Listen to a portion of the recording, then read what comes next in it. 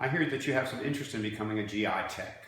What I'd like to do is to expose you a little bit to what the job is about and what the opportunities are and what the thrills and the gratification that you might receive if you make this career choice.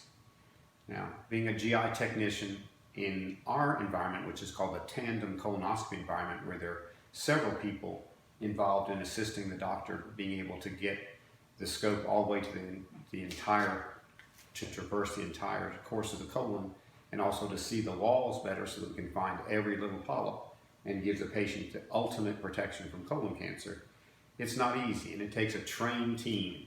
And what I'd like to do is talk to you a little bit about why the way we have added additional personnel into the team has improved the ability to protect people from colon cancer.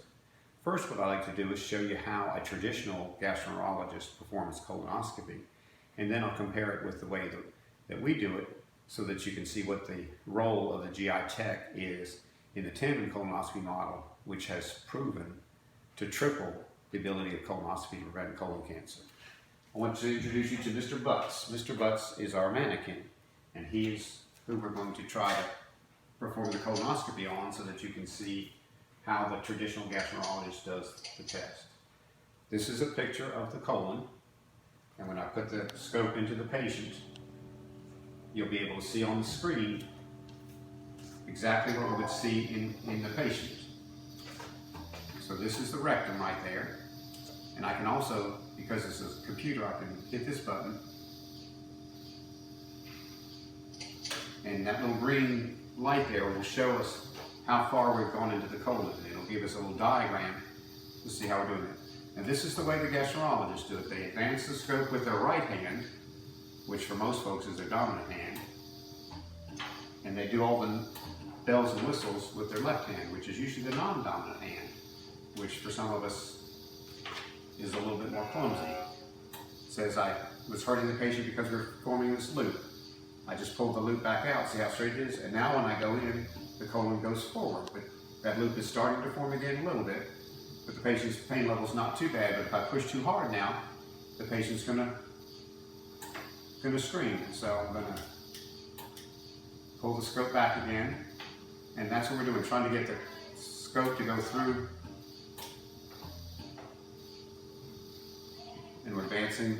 This was the sigmoid colon, this is the descending colon. Now we're in the transverse colon. And the last turn here is called the hepatic flexure turn, at which time we're in the ascending colon. And there's the end of the colon. So it took us 1 minute and 17 seconds to get all the way to the end of the colon, which is right there. That's the appendix, right in the middle of that screen.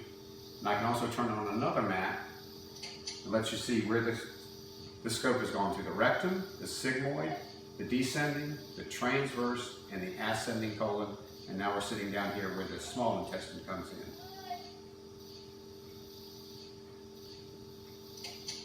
And now we're back to the ability to see what's really going on inside the patient. And as we come out, as a gastroenterologist, my job is to try to look at all the surface to see if there are any polyps there.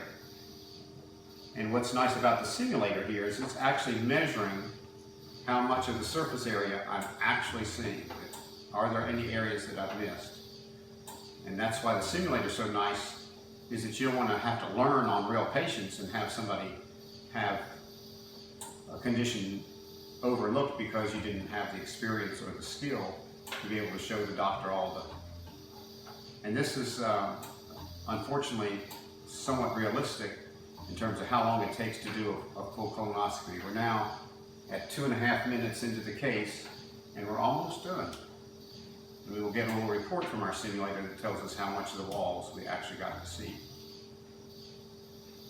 There's the end of the test. And so when we hit the finish button here, it'll give us a score.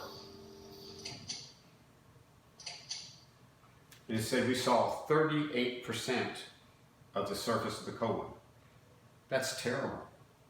But this unfortunately is not uncommon, that by trying to do the test all by myself without the assistance of the GI techs, as we've trained in the tandem colonoscopy model, far too much of the surface of the colon is being overlooked.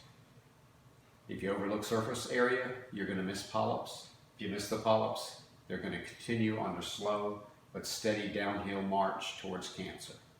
Our job in the tandem colonoscopy environment is to have a team of trained people that work cooperatively together to ensure the patient is protected from colon cancer by seeing all the surface and finding all of the polyps and effectively destroying them. I'm Dr. Stephen Lloyd, and welcome to Tandem Colonoscopy.